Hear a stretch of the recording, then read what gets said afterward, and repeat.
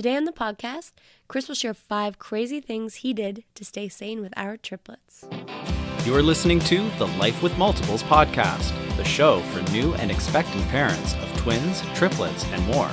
We're Chris and Kathleen, your hosts and triplet parents. We've survived life with multiples, and you will too.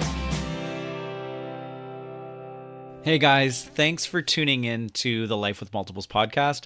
I'm glad you could join us. And today I'm flying solo here, and I thought I'd read you a post I wrote for our blog over at lifewithmultiples.com.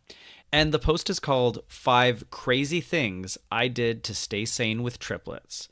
And these 5 things are admittedly crazy, so don't judge me too harshly. Here we go. I'll be honest. The early years with twins or triplets can be rough. The workload, the sleep deprivation, even just the life adjustment is enough to drive a sane person mad.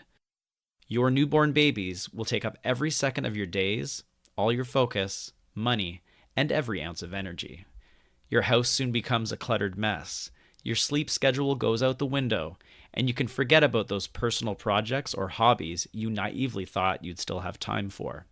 It's a huge adjustment. You give your all to these little people, and in the beginning, they give very little back. And speaking personally, there were times when my mental health seemed stretched to the limit. If you haven't discovered this already, you'll soon realize that some days can be outright crazy-making. And at those times, there were a few crazy things I did to keep from going completely insane. This isn't a joke list.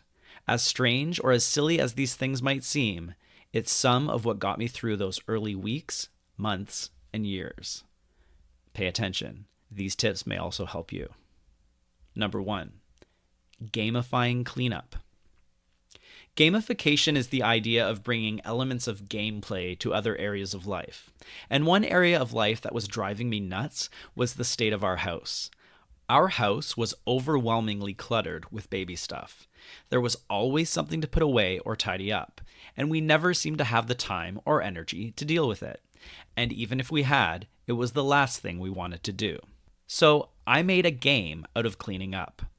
The rule was this: if I was traveling from one floor to another, or one room to another, I had to bring something with me. So if I was heading down to the basement for some reason, I also brought the dirty laundry, saving myself a future trip. Whether it was bringing an empty water glass down to the kitchen from the night before or bringing the folded burp cloths to the baby's room, I didn't travel from place to place without putting something back in its place. This may seem ridiculous or even compulsive, but it was necessary to keep some semblance of order in our house. It's incredible how little time and energy you have in the early days, so make the most of it and make it fun. Tip 2. Reading adult books to the babies. And I don't mean those type of adult books. Okay, I'm a fairly avid reader, but with infant triplets, there was no time to read, and it was depressing me.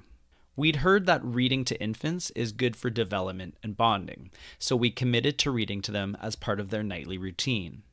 But I didn't read Goodnight Moon or The Cat in the Hat. No, I read my own books to them out loud, and they didn't complain. Kathleen remembers walking by the nursery one night and overhearing me reading, quote, "The entire crew succumbed to cholera," end quote. Nonetheless, I got to catch up on some reading, and they still got to hear Daddy's voice as they drifted off to sleep. Tip 3. Sleeping in your boss's office. After I went back to work but was still sleeping maybe 20 minutes a night, I was falling asleep standing up and in mid-conversation with coworkers. So during my lunch break, and when my boss was out, I snuck into his office and took a nap. I did this more than once. And if that hadn't worked, I probably would have found a utility closet somewhere. Not joking. Tip 4. Finding my happy place. A few years ago, if you'd said I'd become a person that meditates, I would have called you crazy. Meditation was never something that interested me. I didn't get it, didn't see the point. Then we had triplets. With the stress and constant attention to the babies, I needed something for me. I needed to find my happy place, and I found it in meditation. I took some classes, and it's since become an important part of my life. So if you're feeling stressed and overwhelmed, I recommend you look into some form of meditation practice. Because before I started meditating, I could often be found, tip number 5, screaming into my pillow. Some days are tougher than others. And yes, instead of getting upset with Kathleen or the kids or our pug dog Ella, I did, from time to time, politely excuse myself, close the bedroom door, and scream into my pillow. All right, so I hope that list was helpful and hope you don't think I'm too crazy. You never know when one of these tips may come in handy. If you're interested in more tips to making life with multiples a little easier, we've just put out a downloadable guide called 25 Pro Tips and Life Hacks for New and Expectant Parents of Twins, Triplets, and more. And you can access those tips for free today by heading over to lifewithmultiples.com/tips. Once again, it's lifewithmultiples.com/tips. And you can check those out today. All right. Thanks so much for listening to this episode. We appreciate you guys, and we'll see you next time. Bye.